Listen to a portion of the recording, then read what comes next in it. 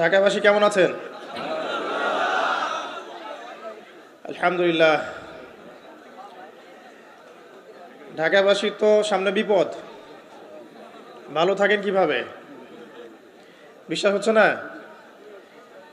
ঢাকাবাসীর সামনে বিপদ। আমার আগে কেউ বলেছিল যে ঢাকা হচ্ছে the city of Akhiruzzaman, Dhaka যে শেষ জামানার শহর, এটা কি আমার আগে কারো মুখে শুনেছেন? আচ্ছা, তো যখন আমরা ল্যান্ড করি ঢাকায়, তখন একটা পরিচিত দৃশ্য দেখা যায়। এই দৃশ্য বাংলাদেশের অন্য কোনো জায়গায় দেখা যায় না। সেটা হলো বাক্সে বাক্সে বন্দি জীবন। উঁচু উঁচু কিছু ইমারত দেখা যায়, ইট কাঠ পাথরের কিছু ইমারত, ছোট ছোট বাক্সের মতো, আকাশ থেকে বাক্সের মতো লাগে দেখতে।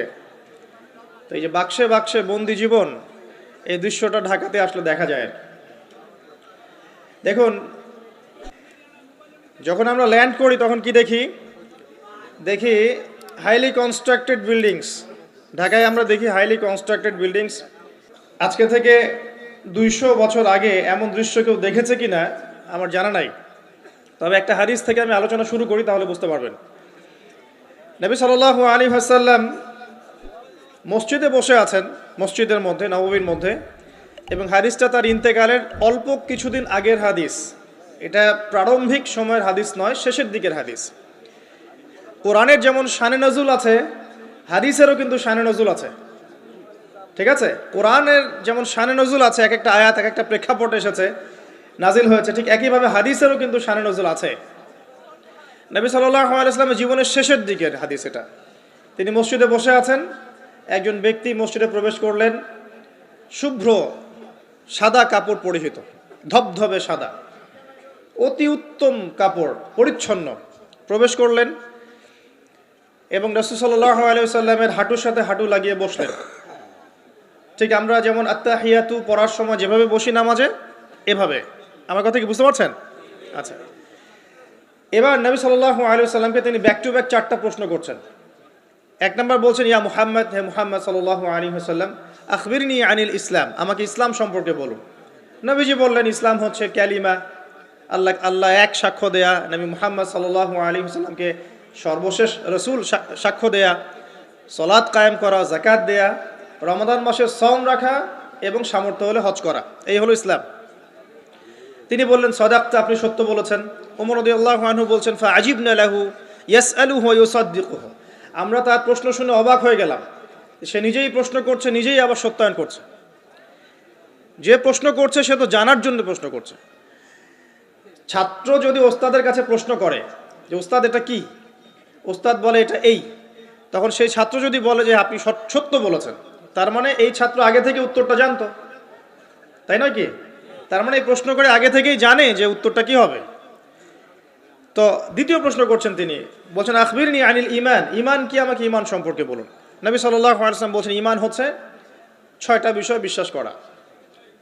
তুমিনা বিল্লাহ, আল্লাহ বিশ্বাস করবে, ওয়া মালাইকাতিহি, তার ফেরেশতা মণ্ডলীর প্রতি, ওয়া কুতুবিহি, তার সমস্ত আসমানি কিতাবের প্রতি, ওয়া রুসুলিহি, তার সমস্ত রাসূলগণের প্রতি, ওয়াল ইয়াউমিল আখির, পরকালের প্রতি, ওয়াল কদরি খায়রি ওয়া শাররি, তাকদীরের ভালো মন্দের প্রতি। এই 6টা পিলারে বিশ্বাস করলে আপনি মুমিন হলেন। প্রশ্নকারী বলছে, সাদাকতা, আপনি সত্য বলেছেন। আবারও তৃতীয় প্রশ্ন করছেন, আখবিরনি আনিল ইহসান, হে মুহাম্মদ সাল্লাল্লাহু আলাইহি ওয়াসাল্লাম, আমাকে ইহসান সম্পর্কে বলুন। ইহসান কি জিনিস? নবী সাল্লাল্লাহু আলাইহি ওয়াসাল্লাম বলছেন, ইহসান হচ্ছে আনতা আবুদাল্লাহা কাআন্নাকা তারাহ, তুমি এমনভাবে আল্লাহর ইবাদত করবে যেন তুমি আল্লাহকে দেখতে পাচ্ছ। ওয়া ইল্লাম তাকুন তারাহু ফাইন্নাহু ইয়ারাক, যদি তুমি আল্লাহকে দেখতে না পারো, জেনে রাখবে আল্লাহ ঠিকই তোমাকে দেখছেন। এই আল্লাহ কনসিয়াসনেসের নাম হচ্ছে ইহসান। কি নাম? ইহসান। ইসলামের ভিত্তি পেলাম 5টা, ইমানের কয়টা পেলাম? 6টা, আর ইহসানের ব্যাখ্যা কি পেলাম?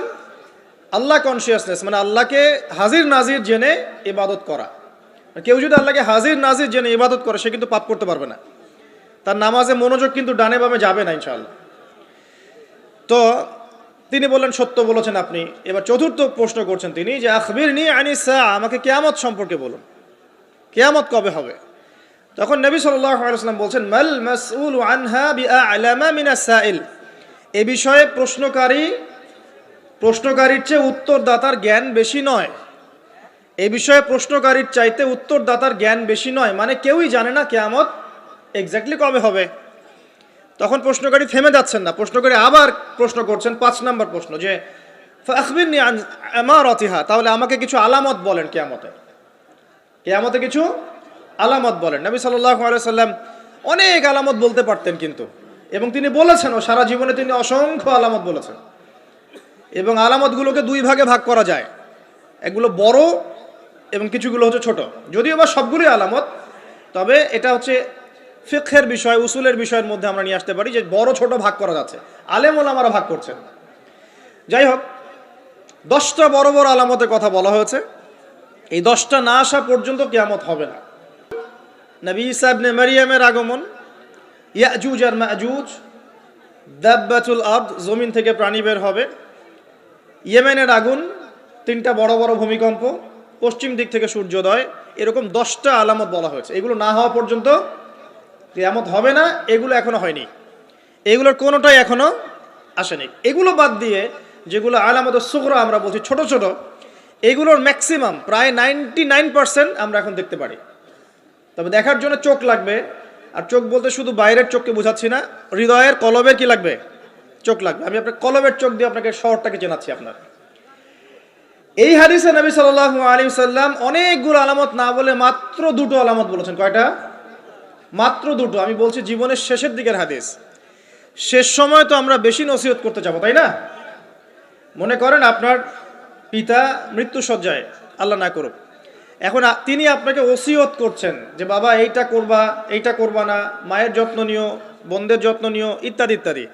তখন তার ওসিয়তগুলোকে আপনি কত গুরুত্বের সাথে গ্রহণ করবেন, এবং সেই সময় যত ইম্পর্টেন্ট কথা থাকবে সেগুলোই তো মানুষ বলবে, তাই নয় কি? সবচেয়ে ইম্পর্টেন্ট কথাগুলোই মানুষ বলবে। তো নবী সাল্লাল্লাহু আলাইহি ওয়াসাল্লাম এদিকে এসে মাত্র 2টো সাইনের কথা বলছেন। তার মধ্যে একটা হচ্ছে, ভালো করে শোনেন, তার মধ্যে একটা হচ্ছে আনতালিদাল আমাতু রাব্বাতুহা। যখন তুমি দেখবে, প্রশ্নকারীকে বলছে, যখন তুমি দেখবে যে দাসী তার মনিবকে জন্ম দিচ্ছে, দাসী তার মনিবকে জন্ম দিচ্ছে, মানে দাসী কিভাবে মনিবকে জন্ম দিতে পারে? দাসী কি মনিবকে জন্ম দিতে পারে? উত্তর, এখানে 3টা ব্যাখ্যা হতে পারে। কয়টা ব্যাখ্যা? 3টা। এছাড়াও আরো ব্যাখ্যা হতে পারে, হয়তো আল্লাহ পাক সেটা আমাদের জেহেনে হয়তো এখনো দেন নাই, হয়তো এমন কেউ আসবে পরবর্তী জেনারেশন, তারা হয়তো আরো ব্যাখ্যা করতে পারবে। তবে 3টা ব্যাখ্যা এখন পাওয়া যায়। 1 নাম্বার, দাসী তার মনিবকে জন্ম দিবে অর্থ হচ্ছে পিতা মাতার সাথে দাস দাসীর মতো আচরণ করা হবে। এবং এটাও কিন্তু কিয়ামতের আগের একটা বড় নিদর্শন যে পিতা মাতার সাথে দাস দাসীর মতো আচরণ করা হবে। এবং যেটা এখন হচ্ছে, আমরা দেখছি পিতা মাতার অধিকার তারা পাচ্ছে না, সন্তানদের হাতে নির্যাতনের শিকার হচ্ছে, বৃদ্ধাশ্রমে থাকতে হচ্ছে। সারা জীবন যে সন্তানকে বড় করলো, আজকে সেই সন্তান তার ওই যে কাফনের টাকা পর্যন্ত দিতে যাচ্ছে না, মারা গেছে লাশটা পর্যন্ত নিতে আসে না, এমন হচ্ছে না? এবং বস্তুবাদী শহরগুলোতে তো এটা বেশি। আর আমাদের শহরটা বস্তুবাদী না? আমাদের শহরে মানুষ বস্তুবাদী না? মানুষ বস্তুবাদী, কেউ অন্যের দিকে তাকানোর সময় নাই। এটা বোঝার জন্য আপনাকে ফ্লাইওভার উঠতে হবে। ফ্লাইওভার উঠে দাঁড়িয়ে থাকেন, দেখেন মানুষ ছুটছে নিজের চরকায় তেল দেওয়ার জন্য, কারো দিকে তাকানোর সময় নাই। এই সকাল থেকে শুরু হয়, রাত একদম 3টা 4টা পর্যন্ত এটা চলছে, সারাদিন 24/7। উদ্দেশ্য কি? দুনিয়া। অল্প কিছু মানুষের বাইরে আছে যাদের উদ্দেশ্য আখেরাত, বেশিরভাগের উদ্দেশ্য কি? দুনিয়া। বাড়ি, গাড়ি, টাকা, জমি জমা, স্ট্যাটাস, দ্যাটস অল। মানে মানুষের এই কনসেপ্টটাকে বলা হয় মেটেরিয়ালিজম। কি বলে? মেটেরিয়ালিজম মানে বস্তুবাদিতা। কি বলে? কথা বলেন। বস্তুবাদিতা। মুমিনের চিন্তা থাকে পরকাল কেন্দ্রিক, যে কাজে পরকালের স্বার্থ আছে আমি সেই কাজ করব, যেই কাজে পরকালের স্বার্থ নয় আমি করব না, এটা মুমিনের চিন্তা। আর কাফের মুশরিক বেদিন ফাসেক মুনাফিকদের চিন্তা হচ্ছে যেখানে দুনিয়ার স্বার্থ ওখানে থাকবো, দুনিয়ার স্বার্থ নাই থাকবো না। এই যে দুনিয়ার স্বার্থে মানুষের সারাটা জীবন ক্ষয় করে দেয়া, এর নাম বস্তুবাদিতা, মেটেরিয়ালিজম বলে এটাকে। যাই হোক, আমাদের শহরের বেশিরভাগ মানুষ কি বস্তুবাদী না? এখন সবাই দেখবেন, আমি বুঝাচ্ছি, আমি যতটা পারছি সহজ করার চেষ্টা করছি।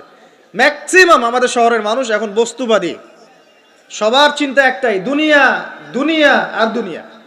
যে দুনিয়া সম্পর্কে নবী সাল্লাল্লাহু আলাইহি ওয়াসাল্লাম বলেছেন, একটু শোনেন, যে মনে করেন এটা একটা মহাসাগর। নবী সাল্লাল্লাহু আলাইহি ওয়াসাল্লাম বলছেন এখানে একটা আঙ্গুল ঢুকিয়ে দাও, দিয়ে বের করো।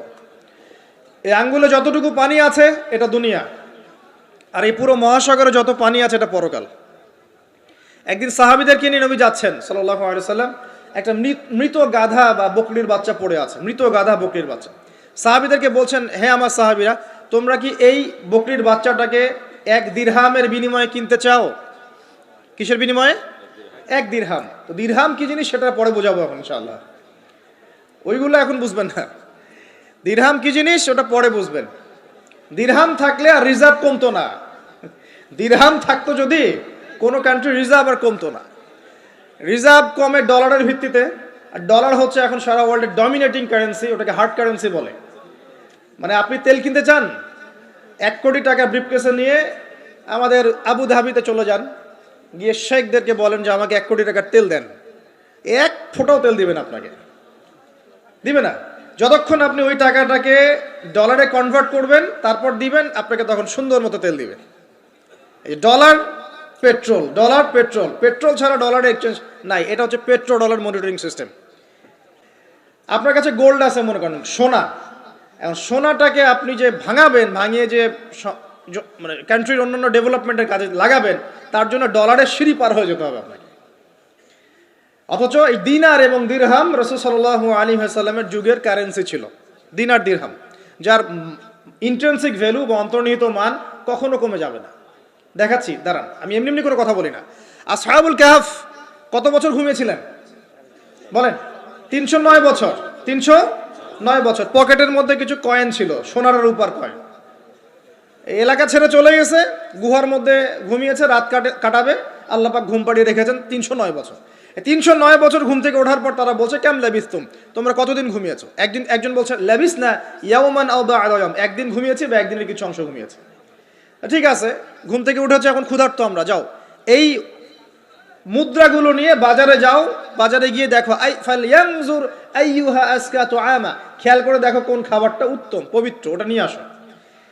তো 309 বছর একটা মুদ্রা নিয়ে ঘুমানোর পরেও মুদ্রার মান কমে যায়নি, ওই টাকা দিয়ে ঠিকই রুটি কেনা গেছে। এখন আপনি আপনার কারেন্সিগুলো নিয়ে 309 বছর ঘুমানো লাগবে না, আপনি 10 বছর ঘুমান, 10 লাখ টাকা নিয়ে 10 বছর ঘুমান। 10 লাখ টাকার মান যদি 9 লাখ টাকায় না নেমে আনছে, তাহলে আমি নাম বদলাই ফেলাবো। এখন 1 লাখ, দাঁড়ান, ঠিক ঠিক বলেন না, দাঁড়ান, বোঝেন আগে। এখন এই যে 1 লাখ টাকার মানটা হারালেন আপনি, 1 লাখ টাকার মানটা আপনি হারিয়ে ফেললেন, তো ওই 1 লাখ টাকা আর্ন করার জন্য আপনাকে শ্রম দিতে হয়নি? আপনার মাথার ঘাম পায়ে ফেলতে হয়েছে না? তাহলে আপনার শ্রমটা গেল কোথায়? তাহলে কেউ আপনার শ্রমটা লুটে পুটে খেয়ে ফেললো। যেহেতু আপনার কারেন্সির মানটা ডলার বেসড, এই কারণে ওই মনিটরিং সিস্টেম যারা চালায় ওরা আপনার এভাবে করে শ্রমটাকে সিজ করে ফেলে দেবে। আর আমি যদি আপনাকে আমার ফার্মে কাজ করিয়ে সারাদিন কাজ করানোর পরে আপনাকে কোনো পারিশ্রমিক না দেই, শ্রমের কোনো মূল্য না দেই, আপনি আমাকে জালেম বলবেন না? বলবেন কি না? ঠিক এই কারণে আমরা বলছি এই মনিটরিং সিস্টেমটাই জুলুম। আর নবীজি বলছে দিনারের কথা বলছেন, দিরহামের কথা বলছেন। এটা যদি আপনার পকেটে থাকতো 309 বছর কেন, 1000 বছর পর উঠলে ওটার মান সেটাই থাকবে, কমতো না। এই হলো ইসলামিক কারেন্সি। তো এটা নিয়ে কথা বললে আবার এক শ্রেণীর ঘুমটাওয়ালা শায়েখ আছে, কিছু সত্য কথা ওরা হজম করতে পারে না, তখন দেখা যায় যে একটা ফতোয়া দিবে, এ খারেজি হয়ে গেছে, ফাইজলামি পাইছে আর কি। কে খারেজি একটু বলে নেই, খারেজি আকীদাটা কি আসলে? খারেজি আকীদা হচ্ছে কোনো ব্যক্তি যদি অন্য কোনো মুসলমানকে যদি কবিরা গুনাহ করার কারণে কাফের মনে করে। কথা বোঝেন? আপনি সুদ খেয়েছেন বা ঘুষ খেয়েছেন বা জেনা করেছেন, এগুলো কবিরা গুনাহ। এখন আমি যদি বলি যে সুদ ঘুষ জেনা করার কারণে আপনি কাফের হয়ে গেছেন, আপনাকে হত্যা করা জায়েজ, তাহলে আমি খারেজি। বুঝতে পারছেন কথা? কিন্তু আমি কি কখনো এরকম কোনো কথা বলেছি? এই যে মনিটরিং সিস্টেম নিয়ে কথা বললাম, এর সাথে কবিরা গুনার কি সম্পর্ক আর খাওয়ারিজমের কি সম্পর্ক? আবার কোনো কোনো ক্ষেত্রে দেখা যায় যে পলিটিক্যাল সমালোচনা করলে খারাজি টাইটেল দিয়ে দিবে। ওই যে বললাম, আমাদের শেখদের কাছে যান মিডল ইস্টের, গিয়ে আপনি দেন, টাকা দেন, তেল দিবে না, ডলার না দিলে বলবে এই যে এন্টি মিডল ইস্ট কথা বলেছে, অতএব সে খারিজ হয়ে গেছে। আর আমি আপনাকে একটা এক্সাম্পল দিই, শোনেন, বোঝেন কথাগুলো, বোঝেন। ইয়াজিদের নাম শুনেছেন? ইয়াজিদ ভালো শাসক ছিল না খারাপ শাসক ছিল? তার আমলে হুসাইন রাদিয়াল্লাহু আনহু শাহাদাতের ঘটনা ঘটেছে, হাররার যুদ্ধ ঘটেছে, সে মদিনা আক্রমণ করেছে, মক্কাও আক্রমণ করেছিল, ম্যাসাকার করেছে। বহু সাহাবী তার এই শাসন মেনে নেয় নাই। তার মধ্যে একজন হচ্ছে আব্দুল্লাহ বিন জুবাইর রাদিয়াল্লাহু আনহু, জুবাইর ইবনে আওয়াম রাদিয়াল্লাহু আনহু ছেলে। তার অনুসারী অনেক সাহাবী ছিলেন। আর আমাকে বলেন, ইয়াজিদ যখন মক্কা মদিনা আক্রমণ করছিল, ইয়াজিদ যখন মক্কা মদিনা আক্রমণ করছিল বা তার সেনাবাহিনীরা যখন ইমাম হুসাইনকে কারবালার প্রান্তরে শাহাদত দিচ্ছে বা আক্রমণ করছে তার সপরিবারে, এখন যে সাহাবীরা তার বিরুদ্ধে একটু অবস্থান নিয়েছে, এই সবগুলো সাহাবী কি কাফের হয়ে গেছে, তাগুত হয়ে গেছে আর খারেজি হয়ে গেছিল নাকি? তারা কি ইয়াজিদের অন্যায়ের প্রতিবাদ করার কারণে খারেজি হয়ে গেছিল নাকি? তো পলিটিক্যাল সমালোচনার সাথে খাওয়ারিজমের কোনো সম্পর্ক নেই। কিন্তু এরা এটাকে একটা সুকৌশলে মুসলিম উম্মার যুবকদের মধ্য থেকে সত্য কথা বলার মানসিকতাকে কেড়ে নিয়েছে। সত্যকে উপস্থাপন করার মানসিকতাকে দমিয়ে দেওয়ার জন্য একটা খারেজি ফতোয়া শুরু করে দিয়েছে। এখন যেখানে সেখানে যা ইচ্ছা বলবেন খারেজি ফতোয়া দিয়ে দেবে। সুবহানাল্লাহ। যাই হোক, ওদিকে যাচ্ছি না, আমি মূল জায়গায় আসি। দেখুন, আমরা রাসূলের হাদিস থেকে জানছি দুনিয়ার মূল্য এতটুকু। তুমি কি এই বকরির বাচ্চাটাকে 1 দিরহামের বিনিময়ে কিনবা? সাহাবীরা বলছেন 1 দিরহাম কেন ইয়া রাসূলুল্লাহ সাল্লাল্লাহু আলাইহি ওয়াসাল্লাম, বিনা মূল্যেও যদি আপনি আমাকে এটা দেন বা আমাকে এটা দেয়া হয়, আমি এটা কিনবো না। বিনা মূল্যেও যদি আমাকে এই মৃত বা এই পচা গলা এই গাধার বাচ্চা বকরির বাচ্চাকে দেয়া হয়, আমি কিনবো না। নবী সাল্লাল্লাহু আলাইহি ওয়াসাল্লাম বলছেন এটাই হচ্ছে দুনিয়া। আল্লাহ পাকের কাছে দুনিয়ার মূল্য এই বকরির বাচ্চার চাইতেও কম। তো এখন আমরা যারা বস্তুবাদিতায় লিপ্ত আছি, দুনিয়ার এই যে ফিকির, সারাদিন দুনিয়ার ফিকির মানুষকে এমনভাবে পেয়ে বসে না, মানুষ দুনিয়ার আলাপ ছাড়া কোনো কথাই বলতে চায় না। দেখবেন একজন আলেমের কাছে বসবেন, সে আপনাকে কোরআনের কথা বলবে, হাদিসের কথা বলবে। একজন দুনিয়াদার মানুষের পাশে বসবেন, 1 ঘন্টা বসে থাকলেও একটা কোরআনের কথা বলবে না, আর হাদিসের কথা মুখ থেকে বের হবে না। আর তার মাথাটা ফাংশন হয়ে গেছে দুনিয়া দিয়ে। ঠিক আছে, সে যদি ড্রাইভার হয় সারাদিন গাড়ির পেঁচাল পারবে, গাড়ি এটা, গাড়ি ওইটা এমন, গাড়ি ওইটা এমন। সে যদি ইকোনমিক সেক্টরের মানুষের বলবে এই যে ব্যবসা এমন, এই ব্যবসা এমন, ওই ব্যবসা এমন। সুদী মহাজন হয়, বলবে এই এখানে সুদ দিলে এত হবে, এখানে দিলে এত হবে। আর পলিটিক্স যদি করে তাহলে সারাদিন পলিটিক্যাল আলাপ করবে। দুনিয়ার সেক্টরে যারা পটু আর কি, দুনিয়ার ফাংশনটা মাথায় এমনভাবে ইনস্টল করা থাকে যে এটা ছাড়া অন্য কোনো কথা তার মুখ থেকে বের হবে না। নবী সাল্লাল্লাহু আলাইহি ওয়াসাল্লাম দুনিয়াকে এত তুচ্ছ করেছেন। এখন আমি আপনাকে বোঝাচ্ছিলাম যে দাসী তার মনিবকে জন্ম দিবে, এর অর্থ একটা এই যে পিতামাতার সাথে এখন দাসীর মতো আচরণ করা হবে। সেটা কি হচ্ছে না বলেন? এটা যারা পিতামাতা হয়েছেন, বার্ধক্যে চলে গেছেন, তারা খুব ভালো করে জানেন যেই সন্তানের জন্য সারাটা জীবন তারা মাথার ঘাম পায়ে ফেললেন, এই সন্তান তার খোঁজ খবর পর্যন্ত নেয় না। এখন ব্রিটেন, অক্সফোর্ড, হার্ভার্ড থেকে পড়ে আসছে, ঢাকা বিশ্ববিদ্যালয় থেকে বড় বড় ডিগ্রি নিয়ে আসছে, তার বাবা এখন থাকে বৃদ্ধাশ্রমে। জাহাঙ্গীরনগর ইউনিভার্সিটির একজন প্রফেসর, তিনি বৃদ্ধাশ্রমে আছেন। একটা ভিডিও দেখলাম তার, তিনি বলছেন যে আমি আমার পরিবারের জন্য কি না করেছি, আজকে আমি এত বড় প্রফেসর হওয়ার পরে আমার শেষ জীবনটা এখানে কাটছে। মাঝে মাঝে এগুলো দেখলে মনে হয়, মনটা চায় যে আমরাও কিছু বৃদ্ধাশ্রম করি, যাদেরকে আল্লাহ পাক তৌফিক দিয়েছেন আপনারা করবেন। যদিও ইসলামে বৃদ্ধাশ্রমের কোনো জায়গা নাই, মায়ের পায়ের নিচেই সন্তানের বেহেশত, কিন্তু এখন পরিবেশ এত খারাপ যে কিছু কিছু বৃদ্ধাশ্রমের দরকার হয়ে পড়েছে। জাতীয় একটা দৈনিক পত্রিকা দেখলাম, তারা বলছে যে এখন বৃদ্ধাশ্রম সময়ের দাবি হয়ে গেছে, বৃদ্ধাশ্রম এখন সময়ের দাবি হয়ে গেছে। আপনাদের সামর্থ্য থাকলে আপনারা করবেন। শেষ জীবনটা যেন আমাদের এই বার্ধক্যে উপনীত হওয়া মায়েরা এবং বাবারা, তারা যেন আল্লাহর ইবাদত করে কাটাতে পারে এমন একটা পরিবেশ তৈরি করে দিবেন। টেনশন ফ্রি ভাবে তারা যেন 3 বেলা খায়, জিকির আজগার করে, তাসবিহ তাহলিল করে, কোরআন তেলাওয়াত করে, শেষ জীবনটা যেন ঈমান ইসলামের উপর থেকে মৃত্যুবরণ করতে পারে, এরকম একটা ব্যবস্থা করে দেন। ইনশাআল্লাহ বহুত নেকি হবে ইনশাআল্লাহ। আল্লাহ পাক আপনাকে বরকত দিবেন ইনশাআল্লাহ। এটা একটা ব্যাখ্যা হতে পারে। সেকেন্ড ব্যাখ্যা হতে পারে এই, দাসী তার মনিবকে জন্ম দিবে অর্থ হচ্ছে এই যে সমাজের ন্যায় অন্যায়, হক বাতিলের মানদণ্ড উল্টে যাবে। কারণ দাসী মনিবকে জন্ম দিতে পারে না, পারে? তার মানে একটা ব্যাখ্যা এটাও হতে পারে, সত্য মিথ্যা হয়ে যাবে, মিথ্যা সত্য হয়ে যাবে কিয়ামতের আগে আগে, হক বাতিল হয়ে যাবে, বাতিল হক হয়ে যাবে। ঠিক এটাও অন্যান্য হাদিসে এসেছে, সত্যবাদীকে বলা হবে মিথ্যাবাদী, মিথ্যাবাদীকে বলা হবে পরম সত্যবাদী। যে ব্যক্তি আমানতদার তাকে বলা হবে খেয়ানতকারী, যে খেয়ানতকারী তাকে বলা হবে পরম আমানতদার। এটা হচ্ছে না এখন আমাদের এই বিজি শহরগুলোতে, এটা হচ্ছে না। আমাদের এখানে বিশ্বাসটা এতই কমে গেছে, দেখবেন কোনো মানুষ যদি সেধে কাউকে খাওয়ায়, আসেন হোটেলে বসেন খান, সন্দেহের চোখে তাকাবে যে না জানি আমাকে কি খাওয়ায় দিল, আমাকে খাওয়ায় আবার কি লুটপাট করে, তাই না? দেখেন আমাদের শহর থেকে বিশ্বাসটা কমে গেছে না? একটা বন্ধন টিকে থাকে বিশ্বাসের উপরে। আমি বলি যে একটা সম্পর্ক শুধুমাত্র ভালোবাসার ভিত্তিতে টিকে থাকে না, ভালোবাসার চেয়ে বড় জিনিস হচ্ছে বিশ্বাস। আর সেই বিশ্বাস যখন উঠে যায় তখন পরিবার ভেঙে যায়, স্বামী স্ত্রীর বন্ধন ভেঙে যায়, সামাজিক কাঠামো ভেঙে যায়। আমাদের সমাজ থেকে বিশ্বাসটা উঠে গেছে, দেখবেন কেউ কাউকে বিশ্বাস করতে পারে না।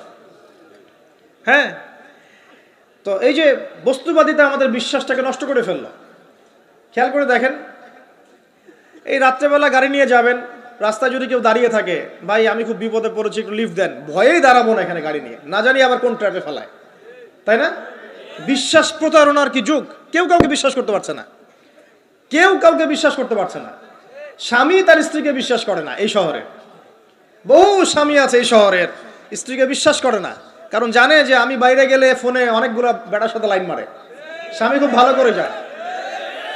এ কারণে দেখা যায় স্বামীও বাইরে আবার কয়েকটা একাধিক ওই যে বলবো উপস্ত্রী উপপত্নী জোগাড় করে রেখে দিচ্ছে, আছে না? মেয়ে স্ত্রী বাসায়, স্বামী যখন চলে যায় স্ত্রী অন্যের সাথে পরকিয়া করে, আবার স্বামী বাইরে গিয়ে স্ত্রীকে বাদ দিয়ে অন্য মেয়ের সাথে পরকিয়া করে। এই জিনিসটাই শহরে বেশি না কম বলেন? লজ্জা করেন না, সত্যি কথা বলেন, এটা বেশি না কম? বেশি, দিন দিন বাড়ছে। আর যে মিডিয়াগুলো আমরা দেখি এগুলোই শিখায় আমাদেরকে, পরকিয়া শিখায় না? পরকিয়া শিখায়। আর এটা যে এত ভয়াবহ মহামারী আকার ধারণ করেছে না, অনেক ক্ষেত্রে দেখা যায় স্বামী অফিসে যাওয়ার সাথে সাথেই বয়ফ্রেন্ড বাসায় হাজির। এই যে বাক্সে বাক্সে বন্দি জীবন বললাম, বাক্সে বাক্সে বন্দি, ফ্ল্যাটের ভিতরে তো ঢুকলে আর বোঝা যায় না ভিতরে কি হচ্ছে।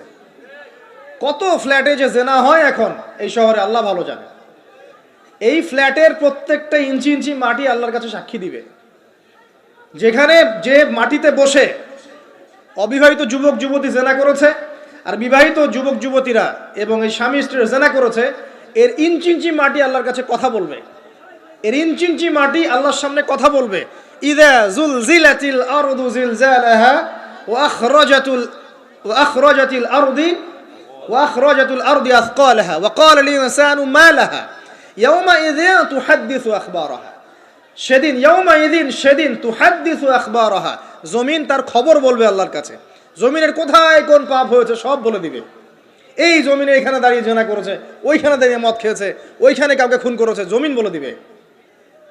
একটা কথা এখানে মাঝখানে বলে দেই, যারা অবিবাহিত যুবক যুবতী আছো, এই লেকচার তোমরা যারা শুনছো, তোমাদের মধ্যে কেউ যদি জেনা করে থাকো, অবিবাহিতর কথা বলছি, তোমাদের কাঁধের মধ্যে এখন 100 বেত্রাঘাতের শাস্তি ঝুলে আছে। সূরা নূরের 1 থেকে 3 নম্বর আয়াত পড়ে দেখবে, অবিবাহিত যুবক যুবতী যদি জেনা করে তাদের শাস্তি হচ্ছে 100 বেত্রাঘাত, তাও জনসমক্ষে, এবং এক বছরের জন্য নির্বাসন। এই বিধানগুলো যদি পৃথিবীর কোনো দেশেও না থাকে, আসমানে আছে। মরার সাথে সাথেই এই বিধান কার্যকর হবে ইনশাআল্লাহ। বুদ্ধি কি? একটাই উপায় আছে। এই লেকচার কানে চলে গেছে, অনতি বিলম্বে অজু করবে, অজু করে খালেসভাবে রাতের শেষ রাতে জায়নামাজ বিছাবে, জায়নামাজ বিছিয়ে আল্লাহর সামনে দাঁড়িয়ে 2 রাকাত নামাজ পড়বে, পড়ে নিজের পাপের কথা স্মরণ করে চোখ দিয়ে দরদর করে পানি ফেলে দিবে, আল্লাহকে সেজদায় গিয়ে বলবে, আল্লাহ আমি জেনা করেছি, আমাকে মাফ করে দাও। আল্লাহ আমার এই পাপের কথা কেউ জানে না, তুমি জানো, মাফ করে দাও। এই মাফ নেওয়ার পরে আবার ওই যার সাথে করেছেন ওর সাথে আবার লিঙ্ক আপ করার চেষ্টা করেন না। আসো আমরা জেনা করেছিলাম, আসো বিয়ে করে নেই, এটা সলিউশন না। জেনা করেছেন, আগে তওবা করে ফিরে আসতে হবে, তারপরে পুরো জীবন ইসলামিক লাইফ লিড করতে হবে। আল্লাহ যদি দেখেন যে হ্যাঁ আপনি ঠিকঠাক তওবা করে আল্লাহর পথে চলছেন, আল্লাহ তখন আপনাকে নেককার স্ত্রী দিবে ইনশাআল্লাহ। এই এই এই একমাত্র রাস্তা যুবকদের জন্য এবং যুবতীদের জন্যও। যুবকরা না হলে পার পেয়ে যেতে পারে, কারণ একটা কথা সমাজে প্রচলিত আছে না, যে ছেলে মানুষের ইজ্জত তো সহজে যায় না, গোপন হয়ে গেছে, কেউ জানে না, আল্লাহ মাফ করে দিয়েছেন, সে হয়তো পার পেয়ে গেল। কিন্তু এই যে মেয়ে, তুমি যে 8-10টা ছেলের সাথে জেনা করেছো, তোমার ইজ্জতের কি হবে? তোমার যে সতীত্ব তুমি নষ্ট করেছো, তুমি তো বিয়ের পর কোনো ঘরে গেলে সে হাজবেন্ডও বুঝতে পারবে তুমি আর সতী সাধী নও। তখন তোমার কি হবে? এটা গেল স্বেচ্ছায় জেনা। আর যদি আপনি ধর্ষণ করে থাকেন কাউকে, তাহলে তার হক তাকে ফেরত দিতে হবে। কিভাবে দিবেন সেটা আপনার বিষয়। আল্লাহর কাছে ক্ষমা চান, ইস্তেগফার করেন। জেনার ফলশ্রুতিতে সমাজে মহামারী নেমে আসে। জেনা, পরকীয়া, অশ্লীলতার কারণে সমাজে এমন সব রোগ ব্যাধির উদ্ভব হয় যেগুলো কখনো ছিল না। এই শহরটা জেনার শহর, আমাদের এই ঢাকা শহর জেনার শহর। আপনাকে এটা বোঝার জন্য আমার লেকচার না শুনে আপনি পেপার পত্রিকা ঘাটেন, অনলাইন সার্চ করেন, দেখবেন এই শহরে আনাচে কানাচে জেনা হয় এবং ওপেন জেনা হয়। মানুষ জেনাকে হালাল মনে করে। এই শহরের যুবক যুবতী যারা একে অপরের সাথে বয়ফ্রেন্ড গার্লফ্রেন্ড কালচারে লিপ্ত আছে, এটাকে তারা হালাল মনে করে, কেউ হারামও মনে করে না। কত বড় সাহস দেখায়। আর রাস্তা দিয়ে আমরা হেঁটে গেলেও বয়ফ্রেন্ড গার্লফ্রেন্ড এসে আমাদেরকে সালাম দেয়, হুজুর আমাদের জন্য একটু দোয়া করেন। তো প্রত্যেকটা পার্কে পার্কে যাবেন, এই যে আপনাদের রেস্টুরেন্টগুলোতে যাবেন, দর্শনীয় যে স্পটগুলো সেখানে যাবেন, দেধার সে জেনা হচ্ছে, জেনা আর জেনা। আমি এই যুগের কথাই বলছি। নবী সাল্লাল্লাহু আলাইহি ওয়াসাল্লাম বলছেন, আমাদের নবী বলছেন, আমার উম্মতের একটা অংশ, সবাই না, আমার উম্মতের একটা অংশ অবশ্যই জেনাকে হালাল করে নেবে, অবশ্যই মদকে হালাল করে নেবে, মদ পান করবে কিন্তু মদের নাম অন্য দিবে, এবং তারা গান বাজনা বাদ্যযন্ত্র নর্তকীদেরকে হালাল মনে করে নিবে। নবী সাল্লাল্লাহু আলাইহি ওয়াসাল্লাম বলেছেন, যখন সমাজে এরকম পাপ বাড়ে তখন সমাজে এমন সব রোগ ব্যাধি আসে যা আগে কখনো ছিল না। এবং এদের ব্যাপারে নবীজি বলেছেন, একদিন সকালবেলা আল্লাহ পাক এদেরকে বানর এবং শুয়োর বানিয়ে দিবেন। কিয়ামতের আগে এই ঘটনাও ঘটবে, বিকৃত হবে। ভূমিধস, ভূমিকম্প, ভূমিধস এবং আকৃতির বিকৃতি, এগুলো আযাব আসবে আল্লাহর পক্ষ থেকে। এই জেনা, এই ব্যভিচার, এই পরকীয়া, নোংরামি, অশ্লীলতার কারণে ঘরে ঘরে এগুলা বয়ফ্রেন্ড গার্লফ্রেন্ড কালচার। কেউ মনে করে না যে এগুলা হারাম, কেউ মনে করে না যে আমার এই যে সহপাঠী আমার গায়রে মাহরাম। এই গায়রে মাহরাম শব্দটাই নাই। কাজিন, চাচাতো বোন, মামাতো বোন, খালাতো বোন, এই যে কাজিন, এরা জেনা করছে। পেপার পত্রিকা পড়েন, একটু অনলাইন ঘাটেন, দেখেন কোন যুগে আছেন আপনি। সমাজে ন্যায় অন্যায় হক বাতিলের মানদণ্ডই উল্টে যাবে। মানুষ ন্যায়কে অন্যায় মনে করবে, অন্যায়গুলোকে ন্যায় মনে করে নিবে। কোনো মানদণ্ড নাই, কোনো মানদণ্ড নাই। আমাদের শহরের এই অবস্থা, শান্তিতে কিভাবে ঘুমাবেন আপনি? নিশ্চিন্তে থাকবেন কিভাবে? কখন যে আল্লাহর গজব চলে আসে। কোরআনে একটা আয়াত আছে, যখন আল্লাহ পাকের গজব আসবে তখন শুধু জালেমদের উপর খাস করে আসবে না। আলেমদেরকে জিজ্ঞাসা করেন, আলেম ওলামাদেরকে জিজ্ঞাসা করেন, যখন আল্লাহর গজব আসবে জালেমদের উপরে শুধু খাস ভাবে আসবে না, সবার উপরে আসবে। তা আমি খুব ভালো মানুষ, ওয়াজ করছি, নসিহত করছি, পার পেয়ে যাবো এমন ভাবার সুযোগই নাই। আপনাকে আপনার সাধ্য মতো অন্যায়ের প্রতিবাদ করার চেষ্টা করতে হবে। লা তা'মুরুন্না বিল মা'রুফ, নবীজি বলছেন, অবশ্যই তোমরা সৎ কাজের আদেশ করো। ওয়া লা তানহাউন্না আনিল মুনকার, অবশ্যই অসৎ কাজে নিষেধ করো। আও লা ইউশিকান্নাল্লাহু আন ইয়াবআসা আলাইকুম ইকাবাম মিন, অন্যথায় আমি আশঙ্কা করি তোমাদের উপর আল্লাহর পক্ষ থেকে বিশাল গজব আসবে। সুম্মা তাদউনাহু, এরপর তোমরা সবাই আল্লাহর কাছে দোয়া করবে, আল্লাহ গজব সরিয়ে দাও। লা ইউস্তাজাবু দুআকুম, তোমাদের দোয়া কবুল করা হবে না। নবী সাল্লাল্লাহু আলাইহি ওয়াসাল্লাম বলেন, মান রাআ মিনকুম মুনকারান, তোমাদের মধ্যে যে কেউ হুএভার হি ইজ, যে কেউ যদি কোনো মুনকার, নোংরা গর্হিত কোনো কাজ দেখে, তাহলে যেন ফাল ইউগাইয়ির বিয়াদিহি, তার সামর্থ্য থাকলে হাত দিয়ে যেন ঠেকায়। সামর্থ্য থাকলে হাত দিয়ে যেন ঠেকায়। যাদেরকে আল্লাহ পাক হাত দিয়ে ঠেকানোর ক্ষমতা দিয়েছেন তাদেরকে আল্লাহ জিজ্ঞাসাবাদ করবেন, কেন ঠেকালে না তুমি? জেনার লাইসেন্স দিলে কেন? মদের লাইসেন্স দিচ্ছ কেন? ঠেকালে না কেন তুমি? অন্যায় কাজকে ঠেকালে না কেন? যদি তুমি না পারো, আইল্লাম ইয়াস্তাতি, যদি সে না পারে, তাহলে ফাল ইউগাইয়ির বিলিসানি, তাহলে যেন মুখ দিয়ে সেটা প্রতিবাদ করে। এই যে মুখ দিয়ে প্রতিবাদ করার ক্ষমতা আলেম ওলামার আছে, যাদের হাতের ক্ষমতা নেই, মুখের ক্ষমতা আছে। সেটাও যদি না পারো, আইল্লাম ইয়াস্তাতি, সেটাতেও যদি সে সক্ষম না হয়, ফাবিকলবিহি, তাহলে যেন অন্তর দিয়ে ঘৃণাটা পর্যন্ত করে। ওয়াবিযালিকা আদওয়াফুল ঈমান, এটা হচ্ছে ঈমানের সবচেয়ে নিকৃষ্ট একটা অবস্থা, সর্বনিম্ন অবস্থা। এর নিচে ঈমানের কোনো অবস্থাই নাই। তার মানে অন্যায় দেখে আমাদের যাদের মনে কোনো ফিলিংসই কাজ করছে না, তার মানে আমাদের ঈমান নাই আসলে। সহজ কথা, ঈমানের সেই তেজ নাই আমাদের মধ্যে। আসুন, একটা ব্যাখ্যা এটাও হতে পারে, সমাজে ন্যায় অন্যায় হক বাতিলের মানদণ্ড উল্টে যাবে। একটা জায়গায় যাচ্ছি, তার আগে একটা কথা বলতে ভুলে গিয়েছিলাম। এখন বিবাহিত যারা আছে, এই যে দেবর আর ভাবি, এই যে শালি আর দুলা ভাই, মধুর সম্পর্ক না এগুলা? দাঁড়া, এগুলো মধুর সম্পর্ক। দেখা যায় সুবহানাল্লাহ, এই যে আমার এখানে ফোন আছে না, আমাদের আমাদের অফিসিয়াল পেজ আছে, অফিসিয়াল পেজে যত প্রশ্ন আসে দেখি ম্যাক্সিমাম জেনা কেন্দ্রিক, ব্যভিচার কেন্দ্রিক, পরকীয়া কেন্দ্রিক। একজন প্রশ্ন করেছে যে দুলা ভাইয়ের চরিত্র এত খারাপ ছিল, আর ওই মেয়ের বয়স তখন কম ছিল, 13 বছর বয়স। 13 বছর বয়সের মেয়ের দিকে সে চোখ দিয়েছে। যাকে বিয়ে করেছে তার সাথে তো সম্পর্ক আছেই, যাকে বিয়ে করেছে ওর সাথে তো সম্পর্ক আছেই। তারপরে আপনার শালির সাথে সম্পর্ক। এখন শালির সাথে তার 2 বছর ধরে সম্পর্ক করার পর সেগুলোর ভিডিও ধারণ করেছে, ধারণ করে তাকে ব্ল্যাকমেইল করছে যে যদি আমার সাথে খারাপ কাজে সে রাজি না হয় তাহলে এই ভিডিওগুলো ভাইরাল করে ফেলবো। এই যে অনলাইনের যুগ, এখন তো মানুষ নিশ্চিন্তে মানুষ যে একটা প্রাইভেট লাইফ লিড করবে সেটাও করতে পারে না। প্রাইভেট লাইফের সব কিছু রেকর্ডেড হয়ে যায় এখন, হয় না?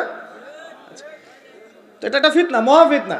এখন সে রেকর্ড করেছে, এইভাবে ব্ল্যাকমেইল করে এই শালীর সতীত্ব নষ্ট করলো। 1 বছর 2 বছর না, 3 বছর ধরে। এখন এই মেয়ে প্রশ্ন করছে পেজের মধ্যে যে এখন তার মানসিক অবস্থা এতই খারাপ, সে জিজ্ঞাসা করছে আমি যদি আত্মহত্যা করি তাহলে আমার পাপ হবে কিনা। এই মেয়েটা যদি আপনার বোন হতো কি করতেন আপনি? আল্লাহ না করুক এই মেয়ে যদি কারো মেয়ে হতো তাহলে কি করতেন আপনি? আপনার কাছের কেউ হলে আপনি কি করতেন? এখানে ওই শাস্তিটা না বলে সামনে যেতে পারছি না।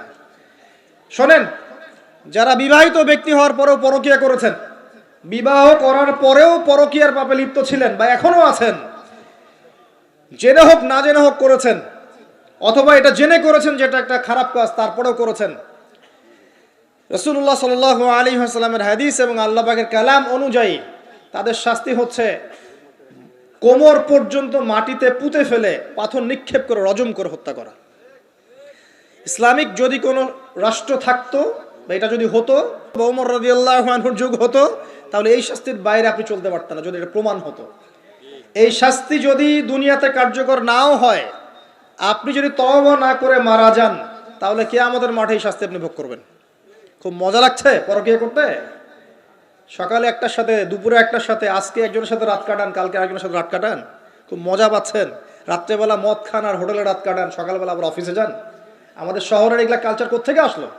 এই শহরকে পবিত্র করবে কে এবং এই শহরের আসল রূপগুলো স্পষ্ট করবে কারা? খুব মজা পাচ্ছেন এগুলোতে। সুবহানাল্লাহ। একটা বিষয় বুঝাই, ইসলামে কেসাস আছে, কেসাস। মনে করেন আমাকে কেউ হত্যা করেছে, আপনি তাকে হত্যা করতে পারবেন। মনে করেন আপনি কাউকে হত্যা করেছেন, ঠিক আমাদের লজের মতো কেউ যদি কাউকে হত্যা করে তাকে ফাঁসি দেওয়া হয় না, এরকমই কেউ যদি কাউকে হত্যা করে ইসলামের বিধান কেসাস করা, মানে হাতের বদলে হাত, চোখের বদলে চোখ, কানের বদলে কান, নাকের বদলে নাক, জানের বদলে জান, যদি প্রমাণ হয়। কিন্তু এখানেও হত্যাকারীর বাঁচার সুযোগ আছে। কিরকম?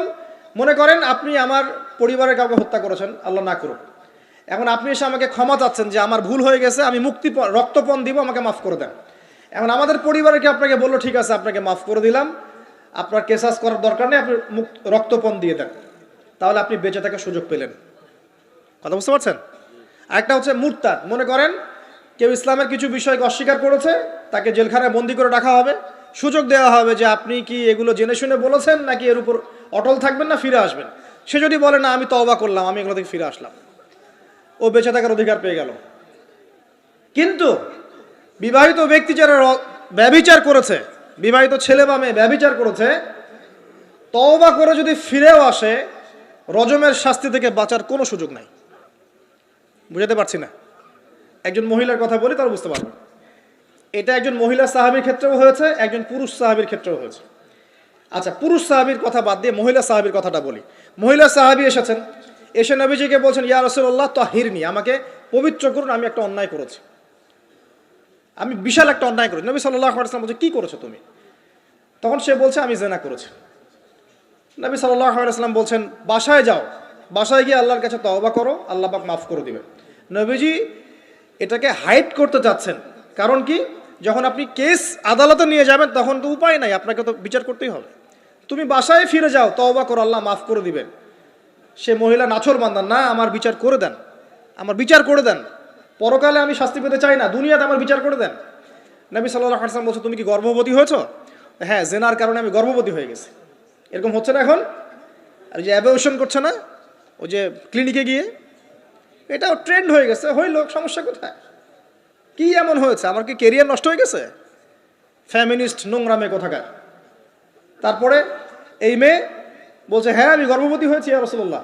নবী সাল্লাল্লাহু আলাইহি ওয়াসাল্লাম বলছেন বাসায় ফিরে যাও, সন্তান যখন খালাস হবে তারপরে এসে বিচার করে দেব। 9 থেকে 10 মাস সে এই সন্তানকে গর্ভে ধরলো। ধরার পরে সন্তান যখন খালাস হয়ে গেল, সে নবীর কাছে এসে সন্তান কোলে নিয়ে নবজাতক, ইয়া রাসূলুল্লাহ সাল্লাল্লাহু আলাইহি ওয়াসাল্লাম দরুদ পড়বেন, আমাকে পবিত্র করে দিন, আমার সন্তান হয়ে গেছে এখন। নবী সাল্লাল্লাহু আলাইহি ওয়াসাল্লাম বলছেন সন্তান কি দুধ খাচ্ছে? হ্যাঁ দুধ খাচ্ছে। তাহলে তুমি তাকে দুধ পান করাও। কত বছর দুধ পান করাতে হয়? 2 বছর। 2 বছর দুধ পান করাও, দুধ পান করা শেষ হবে তারপরে এসে তোমার বিচার করে দিব। এবার 2 বছর দুধ পান করানোর পর এই মহিলা এসেছে, সন্তানের হাতে একটা রুটি। নবীজিকে বলছেন ইয়া রাসূলুল্লাহ সাল্লাল্লাহু আলাইহি সাল্লাম, আমার সন্তান এখন রুটি খেতে পারে, আমার সন্তান এখন রুটি খেতে পারে, আমার বিচার করে দিন। তখন নবী সাল্লাল্লাহু আলাইহি সাল্লাম বলছেন সাহাবীরা, তোমাদের মধ্যে কেউ কি আছো এই সন্তানের দায়িত্ব নিবে? একজন আনসার সাহাবী বলছেন আমি দায়িত্ব নিব। তখন এই আনসার সাহাবীর কোলে নবী সাল্লাল্লাহু আলাইহি ওয়াসাল্লাম এই বাচ্চাকে তুলে দিলেন। তুলে দেওয়ার পর খালিদ বিন ওয়ালিদ রাদিয়াল্লাহু আনহু অন্যান্য সাহাবীদেরকে বললেন যাও এই মহিলাকে নিয়ে যাও, কোমর পর্যন্ত গেড়ে দিয়ে রজম করে হত্যা করো। এবার এই মহিলাকে নিয়ে যাওয়া হচ্ছে, একটা কথা বানিয়ে বলছি না, এই আপনার আলেম ওলামা যারা আছেন জিজ্ঞাসা করবেন কওমি মাদ্রাসার। এই মহিলাকে নিয়ে যাওয়া হচ্ছে, মহিলাকে পাথর নিক্ষেপ করা হচ্ছে। পাথর নিক্ষেপ করার মধ্যে খালিদ বিন ওয়ালিদ রাদিয়াল্লাহু আনহুর পাথরও ছিল। খালিদ বিন ওয়ালিদ রাদিয়াল্লাহু নাম শুনেছেন না? বীর সাহাবী, তিনি পাথর নিক্ষেপ করেছেন একটা। এই পাথরের আঘাতে ওই মহিলার কোন একটা জায়গায় লেগেছে, গায়ের লেগে রক্ত বের হয়ে গেছে। রক্তের ছিটাটা তার গায়ের এই যে কাপড় এসে পড়েছে। কাপড় এসে পড়ার সাথে সাথে খালিদ বিন ওয়ালিদ রাদিয়াল্লাহু আনহু বলছেন ছি ছি ছি ছি ছি, আমার গায়ের মধ্যে এরকম নোংরা ব্যভিচারী মহিলার রক্ত পড়লো কিভাবে? এরকম একটা তাচ্ছিল্যের কথা বলেছেন। তখন নবী সাল্লাল্লাহু আলাইহি ওয়াসাল্লাম বলছেন হে খালিদ তুমি থামো, হে খালিদ তুমি চুপ করো। তুমি জানো এই মহিলা এই 2 বছরে 3 বছরে এত তওবা করেছে আল্লাহর কাছে, এই সমস্ত তওবা যদি মদিনাবাসীর মধ্যে বন্টন করে দেওয়া হয় তবুও কম হয়ে যাবে। আর আমি এখন দেখছি এই মহিলা জান্নাতে সাঁতার কাটছে। আমি বুঝাতে পারছি না আপনাকে প্রিয় বোন, প্রিয় ভাই, যারা বিবাহিত হয়ে ব্যভিচার করছেন, জিনা করছেন, তিনি তওবা করেছিলেন, তওবা করেছেন, আল্লাহ পাক মাফও করে দিয়েছেন, জান্নাতে চলে গেছেন, কিন্তু পৃথিবীতে তার শাস্তি কায়েম করা হয়েছে। বিবাহিত ব্যক্তি ব্যভিচার করে ফেললে তার পৃথিবীতে বেঁচে থাকার অধিকার সে হারিয়ে ফেলে। আর এই পাপটাকে আমাদের সমাজে এত সহজ বানিয়ে দেওয়া হয়েছে, যে যার সাথে ইচ্ছা পরকীয়া করতে পারে। মেয়েও করছে, ভাবিও করছে, শালিও করে, দুলাভাইও করে, সবাই আমরা পরকীয়া করতে যাচ্ছি। পরকীয়ার সয়লাভ বন্ধ করতে হবে, পরিবারে পর্দা কায়েম করতে হবে, অপসংস্কৃতি ঠেকিয়ে দেন, এগুলা চ্যানেলগুলো বন্ধ করে ফেলেন বাসা থেকে। ইসলামিক সমাজ কায়েম না করতে পারলে আমাদের মা বোনরা সব নষ্ট হয়ে যাবে দিন দিন। আর পরিবারের ইজ্জত যখন চলে যায়, কোনো কিছুর বিনিময়টাকে ফিরে পাওয়া যাবে না। কেন পরকীয়া করতে গেছেন? আল্লাহ, আপনার যদি এতই চাহিদা থাকে আরেকটা বিয়ে করেন না কেন? বিয়ে করতে সাহস কুলায় না নাকি? বিয়ে করলে যে স্ত্রীকে নিয়ে সূর্যের আলোতে ঘুরতে হয়, ওই জন্য ইঁদুরের মতো রাতের বেলা অন্ধকারে আপনি থাকতে চান, সিংহের মতো সকালবেলা সূর্যের আলোকে স্নান করতে পারেন না। কথা বুঝতে পারেন না? বিয়ে করলে স্ত্রীকে নিয়ে পুরুষের মতো, সুপুরুষের মতো সূর্যের আলোকে আপনি হাঁটবেন রাস্তায়, কাউকে ভয় করবেন? আপনার মতো কোনো ভয় কাজ করবে না। আর এখন আপনি ইঁদুরের মতো রাতের অন্ধকারে রাত কাটান অন্য মেয়ের ঘরে গিয়ে। এই শহরের এই মহামারীগুলো বন্ধ করতে হবে। আমি এই শহরের একজন শুভাকাঙ্ক্ষী বাসিন্দা, আমি এখানকার। আমি আমার চোখ দিয়ে যা দেখছি এটা দেখার পর চুপ থাকতে পারি না। আমরা সব জায়গায় জানা দেখছি, আর মাদক দ্রব্য দেখছি, আর পরকীয়া দেখছি। পর্নোগ্রাফির তো শেষ নাই, প্রত্যেকের ফোনে ফোনে পর্নোগ্রাফি, এভরিবডি। পর্নোগ্রাফি আর মাদক আর ব্যভিচার, জেনা, ফ্রি মিক্সিং অবাধে আমাদের শহরে। বস্তুবাদী তো আছেই। তো এটাকে আখিরুজ্জামানের শহর বলবো নাকি আউয়ালুজ্জামানের শহর বলবো নাকি? শুধু এই শহরের সমস্যা এটা নয়, প্রত্যেক বড় বড় শহরেই সমস্যা। ইভেন এগুলো এখন গ্রামে পর্যন্ত চলে গেছে, এগুলো গ্রামেও চলে গেছে, গ্রামে আরো বেশি আছে। দেখবেন শহরের ছেলেরা তো জিন্স আর টি শার্ট পরা মেয়েদেরকে দেখে অভ্যস্ত না, এরা না একটু কন্ট্রোল করতে পারে। আর যখন একটা গ্রামের ছেলে পর্নোগ্রাফি দেখবে, সে তো আর নিজেকে কন্ট্রোল করতে পারে না। বুঝতে পারছেন না? আমাদের শপিং মলগুলোতে গেলে আমরা দেখি টি শার্ট আর গেঞ্জি পরা মেয়ে ঘুরছে, তাই না? এটা দেখতে দেখতে অভ্যস্ত আমরা, এই জন্য আমরা কন্ট্রোল করতে পারি কিছুটা হলেও, তাই না ছেলেরা? কিন্তু গ্রামের ছেলে মেয়ে যারা, তারা কিন্তু পর্ন দেখলে আর কন্ট্রোল করতে পারে না। এবং গ্রামে ধর্ষণ দিন দিন বাড়ছে, day by day, day by day. এই সমস্যাগুলো বড় বড় প্রত্যেক বিগ সিটিজ অ্যান্ড টাউনে এই সমস্যা, একই সমস্যা। এরা এমন একটা সভ্যতা যারা প্রত্যেকটা পাপকে গ্লোবালাইজেশন করে দিয়েছে। সুদ খেয়েছে, সারা বিশ্বে ছড়িয়ে দিয়েছে। মদ খেয়েছে, সারা বিশ্বে ছড়িয়ে দিয়েছে। জেনা করেছে, সারা বিশ্বে ছড়িয়ে দিয়েছে। ফ্যামিলিস্ট রেভলিউশন সারা বিশ্বে ছড়িয়ে দিয়েছে। ব্যাংকিং, সুদভিত্তিক ব্যাংকিং সিস্টেম সারা বিশ্বে ছড়িয়ে দিয়েছে। প্রত্যেকটা সমস্যা দেখবেন ওখান থেকে সারা বিশ্বে ছড়িয়ে গেছে। আর আমরা মনে করি ওরাই নাকি মানবতার মুক্তির পথ দেখাবে। সুবহানাল্লাহ। ওরা আমাকে শিখাবে নারীর স্বাধীনতা, অধিকার। আমার কাছে কোরআন এবং সুন্নাহ আছে, রাসূল আছেন, আমার কাছে আল্লাহ আছেন। এগুলোকে বাদ দিয়ে তোমার কথা শুনতে হবে আমাকে? এরা আমাদেরকে বাঁচাবে না, বরং এরা সারা বিশ্বে ইয়াজুজ মাজুজের মতো ফিতনার ফাসাদ সৃষ্টি করে বেড়াচ্ছে। আসুন, একটা ব্যাখ্যায় অনেক কথা হয়ে গেল। আল্লাহর ওয়াস্তে যুবক যুবতী যারা আছো, লেকচার যদি কানে যাবে, আজকেই জেনা থেকে তওবা করতে হবে। জেনার ধার কাছে যাওয়া যাবে না। আর হালাল উপার্জনের সোর্স হয়ে গেছে, অবিবাহিত থাকার দরকার নাই, বিয়ে করে ফেলেন। বিয়ে আপনার জীবনটাকে সুশৃঙ্খলতা নিয়ে আসবে। আমি গার্ডিয়ানদেরকে রিকোয়েস্ট করবো যে বিয়েটাকে সহজ করে দেন, কঠিন জটিল করেন না, জেনা বাড়তে থাকবে। না হলে যে সন্তান, যে ছেলেটাকে মেয়েটাকে ছোট মনে করছেন না, ছোট নাই, সে অলরেডি 4-5 ঘাটের পানি খেয়ে আসছে দেখবেন। আপনারা পরিসংখ্যান দেখেন, বাংলাদেশের ইয়াং ইউথ জেনারেশন যারা আছে, এদের মধ্যে ম্যাক্সিমামই বিবাহ বহির্ভূত সম্পর্ক স্বাদ পেয়ে গেছে অলরেডি। স্কুল কলেজ পাশ করেনি এখন পর্যন্ত সম্পর্ক করে বসে আছে। আর ছোট ছোট মেয়েগুলোকে ছোট মনে হয়, বদের হাড্ডি সবগুলো। সব জায়গায় দেখবেন এরা বেশি বদের হাড্ডি। কেন বলছি জানেন? এরা ছেলেদেরকে সিডিউস করে, ভালো মেয়ে কোথায় খুঁজে পাবেন এখন? খুব রেয়ার, খুব ডিফিকাল্ট, খুবই ডিফিকাল্ট। এমনকি আর ভিতরে কথা বলতে গেলাম না, আমার ফ্যামিলির, আমাদের স্ত্রীরা তো মাদ্রাসায় পড়েছে, বলে নাই? ভিতরে কথা বলতে গেলাম না, মাদ্রাসায় পড়া মেয়ে কেমন করে এগুলা কাজ করতে পারে? অতএব বিয়েটাকে সহজ করেন, জেনাটাকে বন্ধ করেন, পরকীয়া রাস্তা বন্ধ করেন। এগুলো শাস্তি দুনিয়াতে না পেলেও পরকালে পেতে হবে। কিন্তু রাসূলুল্লাহ সাল্লাল্লাহু আলাইহি ওয়াসাল্লাম মেরাজের রাতে গিয়ে দেখে এসেছেন যে একটা চুলা দেখেছেন, চুলা তন্দুর চুলার মতো, নিচের দিকটা ফাঁপা, উপরের দিকটা সরু, আগুন জ্বলছে দাউ দাউ করে, এক শ্রেণীর মানুষকে পোড়ানো হচ্ছে। আগুন যখন ফ্লো বাড়ছে, মানুষ উপরে আসছে, ফ্লো কমছে, নিচে নামছে, এভাবে আর কি। রাসূলুল্লাহ সাল্লাল্লাহু আলাইহি ওয়াসাল্লাম জিজ্ঞাসা করলেন, ইয়া জিবরিল, এরা কারা? জিবরাইল আলাইহিস সালাম বলছে, এরা আপনার উম্মতের সেই সব ব্যক্তি যারা জেনার পাপে লিপ্ত ছিল, এবং তাদের এই আযাব থেকে এত দুর্গন্ধ বের হচ্ছে কল্পনা করতে পারবেন না। আর এক শ্রেণীর লোককে দেখেছেন, সামনে এই যে ভালো গোশত, পাশে খারাপ পচা গোশত, বসে বসে পচা গোশত খাচ্ছে, ভালো গোশত খাচ্ছে না। শাস্তি হচ্ছে কবরে, বারজাখের জগতে। নবী জিজ্ঞাসা করছেন, এরা কারা? জিবরাইল আলাইহিস সালাম বলছে, এরা হচ্ছে আপনার উম্মতের সেই সব ব্যক্তি যাদের ঘরে পবিত্র স্বামী ছিল, পবিত্র স্ত্রী ছিল, তাদের সাথে সন্তুষ্ট না থেকে তারা পরকীয়া করেছে। আল্লাহ পাক আমাদের শহরটাকে হেফাজত করুন। আমিন। এখানে একটাই সলিউশন, ইসলামিক অনুশাসন, আদারওয়াইজ অন্য কোনো সলিউশন নাই। কতক্ষণ ভালো থাকবেন আপনি? চতুর্দিক থেকে আপনাকে জেনায় উদ্যুক্ত করা হচ্ছে। আপনি অনলাইনে ঢোকেন, এই যে ফোনটা নেন, ফেসবুকে ঢোকেন, ইউটিউবে ঢোকেন, খালি জেনা আর জেনা। মানে জেনাটাকে এমনভাবে দেখানো হয় যে কি যে মজার একটা বিষয়, কি যে মজা একটা। অথচ জানেন, জেনার মধ্যে যার্রা পরিমাণ কোনো সুখ নাই। আপনি হালালভাবে বিয়ে করেন, আপনি যে সুখটা পাবেন, আপনি শত শত জেনা করলে সে সুখ পাবেন না। আসেন, অনেক লম্বা না করে আমি ফিনিশিংয়ের দিকে টানছি এখন। এদিক থেকে দ্বিতীয় ব্যাখ্যা এটা হতে পারে যে সমাজে ন্যায় অন্যায়, হক বাতিলের মানদণ্ডই কি হবে? উল্টে যাবে। উল্টে গেছে কিনা? মানুষ এখন মিথ্যাবাদীকে সত্যবাদী মনে করে কিনা? এবং ওয়ার্ল্ডে যত বড় বড় মিথ্যা নিউজগুলো হয়, সবাই এগুলোকে সত্য মনে করে না। আর সত্য নিউজগুলোকে মানুষ মিথ্যা মনে করে। আমানতদার একটা ব্যক্তি বলে যে চরম খেয়ানতকারী ব্যক্তি বলে আমানতদার। যার চরিত্র দেখবেন সবচেয়ে খারাপ, ওকে বলছে একেবারে কি চরিত্র, মহান চরিত্র অধিকারী একটা। আর সবচেয়ে উন্নত চরিত্র অধিকারী নবী সাল্লাল্লাহু আলাইহি ওয়াসাল্লামকে মানুষ গালি দেয়, তাই না? তো দেখেন, মানদণ্ড উল্টে গেছে।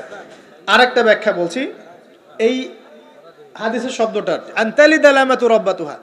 হ্যাঁ, সত্যি সত্যি দাসী মনিবকে জন্ম দিতে পারে, এটা বোঝার জন্য এই যুগটাই সবচেয়ে উৎকৃষ্ট। কিভাবে জন্ম দিতে পারে দেখুন, একটু মনোযোগ দেন। ফ্যামিনিস্ট রেভলিউশনের কারণে বহু মেয়ে বাইরের সভ্যতা, যারা এইসব কান্ট্রিতে না, বাইরের কান্ট্রিগুলোতে বাচ্চা কাচ্চা নেওয়ার সময় পায় না। ফ্যামিনিস্ট রেভলিউশনের কারণে বহু মেয়ে বাচ্চা কাচ্চা নেওয়ার সময় পায় না। বাচ্চা নিবে কিভাবে? এখন সন্তান তো দরকার। তখন কি করে, মধ্যবিত্ত নিম্ন মধ্যবিত্ত কান্ট্রিগুলো থেকে কিছু মেয়েকে হায়ার করা হয়, তাদের যে গর্ভটা এটাকে হায়ার করা হয়, যে তোমার গর্ভে আমার স্পার্ম ইনজেক্ট করা হবে এবং 9 মাস সেখানে সন্তানটা হবে, তারপর সন্তান জন্ম দিয়ে তুমি তোমার অনারিয়াম নিয়ে চলে যাবে। মনে করেন একটা কাপল, ওদের তো মেয়েদের বাচ্চা কাচ্চা নেওয়ার সময় নাই, তো প্রোগ্রেস এগিয়ে যাওয়া, ইজ্জতও থাকে না, 10-15 বছরের মধ্যেই সারা জীবন এভাবেই তারা চলে, 10টা-20টা জেনা হয়, এগুলো কোনো বিষয় না। ডিভোর্স তো সকালে বিয়ে হলে বিকেলে ডিভোর্স হয়, বাচ্চা কাচ্চা নেওয়ার ফুরসত নাই। একটা শ্রীলঙ্কার কোনো মেয়ের গর্ভ ভাড়া করেছে, এখন গর্ভের সন্তান হলো, সন্তান জন্ম দেওয়ার পরে এই সন্তানটা নিয়ে তাকে তার অনারিয়াম দেওয়া হচ্ছে $10,000-20,000 নিয়ে সে বাচ্চাটা দিয়ে দিল। এই যে বাচ্চাটা যে হলো, এই বাচ্চাটা হচ্ছে মনিবের, আর এই মেয়েটা হচ্ছে এখানে দাসী। এই যে দাসী তার মনিবকে জন্ম দিল কি দিল না, বুঝতে পারছেন না কথা মনে হয়। এই ব্যাখ্যাটা আজকে থেকে 30-40 বছর আগেও করা যেত না, এখন 30-40 বছরের মধ্যেই ব্যাখ্যাটা করা যায়। ইসলাম এভাবেই চিরপ্রাচীন, চির নতুন, চির আধুনিক। কথা বুঝতে পারছেন? অতএব এটা একটা আলামত নবীজি বলেছেন যে দাসী তার মনিবকে জন্ম দিবে, আরেকটা আলামত বলেছেন, এটা ব্যাখ্যা করে আমি শেষ করছি। দেখুন কোন হাদিসের কথা বলছি। ওই যে ব্যক্তি আসলো সাদা কাপড় পরে, 4টা প্রশ্ন করলো, তার মধ্যে শেষ প্রশ্ন হচ্ছে কিয়ামত কবে হবে। নবীজি বলছেন আমি তো জানি না, কারণ এক্স্যাক্টলি কোন ডেটা হবে আমরা কেউ জানি না। প্রশ্নকারী উত্তরদাতার জ্ঞান সমান। আলামত বলে দেন, প্রথম আলামত বললেন এটা। সেকেন্ড আলামত কি বলছেন, খুব ভালো করে শুনুন। দ্বিতীয় আলামত বলছেন ওয়ান তারাল, যখন তুমি দেখবে, ওয়ান তারাল হুফাতাল উরাতাল আলাতা রিয়াশাই ইয়াতাতাওয়ালুনা ফিল বুনিয়ান, এরকম 5টা শব্দ।